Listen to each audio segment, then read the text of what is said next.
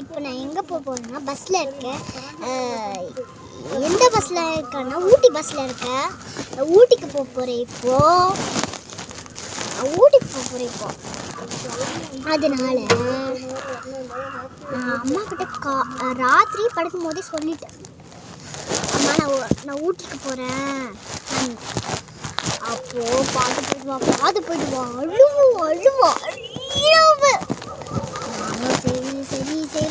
சரின்னு சொல்லிட்டேன். அம்மா தன்னை படுத்துட்டு அப்பாடா எக்கதை முடிச்சுன்னு சொல்லிட்டு பஸ்ஸில் உக்காந்தேன். அப்புறமா ஃப்ரெண்ட்ஸ் இப்போ தான் டோரெல்லாம் திறந்துட்டு சர்ச்சுக்கிட்ட வந்த ஃப்ரெண்ட்ஸ். பஸ்ஸு சர்ச்சுக்கிட்ட டிக்கு வச்சிச்சு. நானும் கும்பிட்டு வந்தேன். அப்புறமா இப்போ தான் பஸ்ஸில் வந்து ஏறுறேன். அப்புறம் கதவு சாத்தணும்னு சொல்லிட்டு டிரைவர் சொன்னாங்க. நானும் கதவு சாத்தினேன். என்ன கதவை சாத்தணும் சொன்னாங்க. எவ்வளோ கதவோ 100 கதவோ இருக்குதா நினச்சிட்டேன் நான்.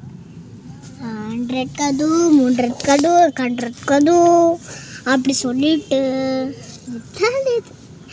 என்னதான் நான் ஒரு பேத்துக்காரி அங்கே யார்கிட்டயோ பேசணும் இப்போ.